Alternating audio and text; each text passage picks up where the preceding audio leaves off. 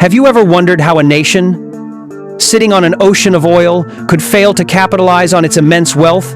Welcome to the paradox of Canada, a country with proven oil reserves greater than those of Russia, the United States, and even the UAE. For years, it was a giant trapped by geography, losing billions of dollars annually. But now, in 2024, a $30 billion megaproject has completely flipped the script. This oil is now flowing directly to China, a development that is nothing short of a nightmare for the United States.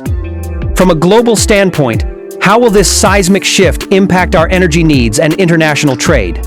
Will this new power play in the oil market redefine world politics? Let's dive into this thrilling story and discover how Canada's black gold is sending shockwaves across the globe. With new information, new secrets, and new twists at every turn. Are you prepared to stay until the final scene? But before we proceed, we have a small request. For you, if you've come to our channel for the first time, please make sure to subscribe. And if you like the video, don't forget to like it. Canada's oil, an unconventional treasure. Canada holds 170 billion barrels of proven oil reserves, a truly staggering figure. While deposits exist in regions like Saskatchewan and Newfoundland Labrador, the real story unfolds in Alberta. It's no exaggeration to call Alberta the heart of Canadian oil, as it contains over 95% of the nation's reserves. But this isn't conventional crude oil. This is oil sands, the world's largest source of unconventional oil. A treasure of 165.4 billion barrels sounds magnificent, but extracting it is an entirely different challenge, a complex puzzle. In fact, are you curious to know what oil sands are and why their extraction is so incredibly difficult? Let's unravel this mystery. Oil sands, the black gold that doesn't flow. Conventional oil can be easily drawn from the ground with pumps. Sometimes, it even flows to the surface on its own. But Alberta's oil? It's bitumen, a thick, viscous, and heavy substance, almost like tar. Extracting it is akin to separating honey from a mountain of sand.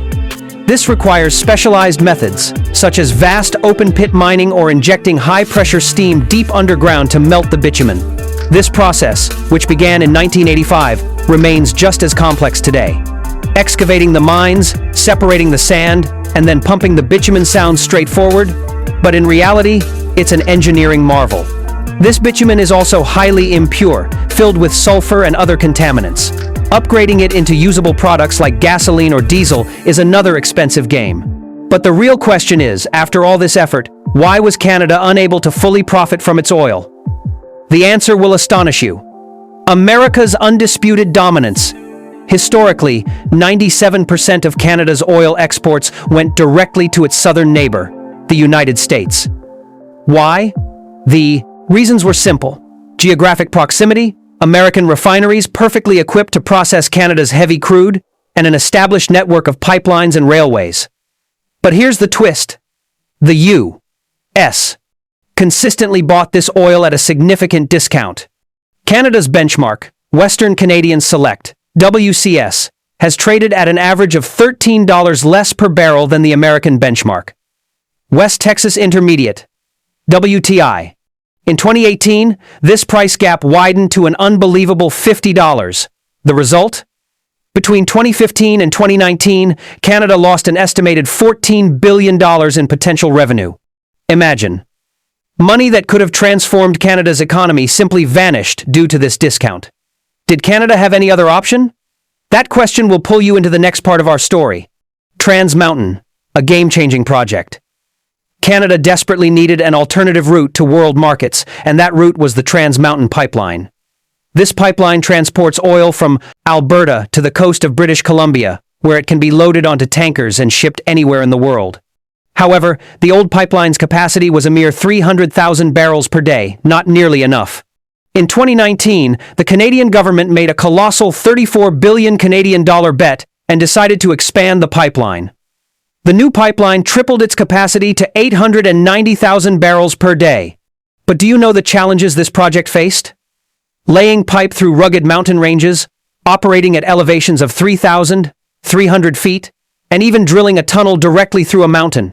Hearing all this, don't you want to know how this monumental project was completed and how it transformed Canada's fate? 2024. The new oil route to China. On May 1, 2024, the Trans-Mountain expansion was officially completed. Just 1 month later, on May 24th, a tanker carrying 550,000 barrels of oil departed the Westridge Marine Terminal, bound directly for China. This was a historic moment for Canada. In June 2024, 250,000 barrels per day were sent to China, and by October, that figure climbed to 300,000 barrels. March 2025 set a new record, 353,000 barrels per day. And yes, China received a discount, but not the steep one offered to the U.S., only $2 to $5 per barrel. The bottom line? Canada earned an additional $10 billion in 2024 alone. But does China truly need this much oil? And what happened to the United States? These questions will keep you glued to your screen. The American shockwave. Canada's new trade route is nothing less than a hurricane for the United States. After years of enjoying discounted oil, America is now watching its closest neighbor and primary oil supplier pivot towards China, while 97% of Canadian oil exports went to the U.S. in 2023. That number fell to 95% in 2024. By May 2025, the discount for Canadian oil had shrunk to just $9.15 per barrel. Meanwhile, China drastically cut its oil imports from the U.S. from 247,000 barrels per day in 2018 to a mere 45,000 barrels in April 2025. The consequence? Oil inventories on the U.S. Gulf Coast swelled to 320 million barrels, their highest level since 2017. Can the U.S. recover from this crisis? Or will the new Canada-China alliance push it further into a corner? You'll have to stay until the end to find out. Why is China so enthusiastic? China is the world's largest oil importer, consuming 11 million barrels per day. It needs crude for everything from fuel and plastics to lubricants. Wary of potential sanctions on its oil purchases from Russia, China is now looking to Canada as a stable supplier. In 2024, China dedicated its Haixing Strategic Reserve Facility with a capacity of 18 million barrels entirely to Canadian crude. Will this new energy relationship last? And what does it mean for other nations that depend on oil for their energy needs? Could other countries, like those in Europe or Southeast Asia, also strike new oil deals with Canada? These questions are sure to stir your mind. Canada's next move. The Trans-Mountain Pipeline is not yet operating at full capacity, but Canada is already planning its next steps. Discussions are underway to revive shelved megaprojects, like the Enbridge Northern Gateway and Energy East pipelines. These pipelines could transport millions more barrels to distant markets. However, their path is not clear. Environmental, social, and economic opposition awaits them. Can Canada overcome these challenges? And what will the impact be on the global oil market, which is closely watched by every major economy, from Germany to Japan? This story is not over. Every moment brings a new turn, a new mystery. The story is far from over.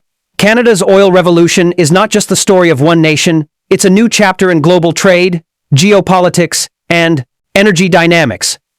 Canada has broken free from America's grasp to forge a new relationship with China. But will this alliance be permanent? Will the U.S.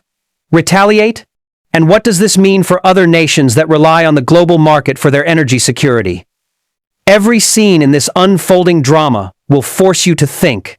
So, did you enjoy this incredible story of black gold? Tell us in the comments which part you found most exciting, and don't forget to share this video, because this story is changing the world.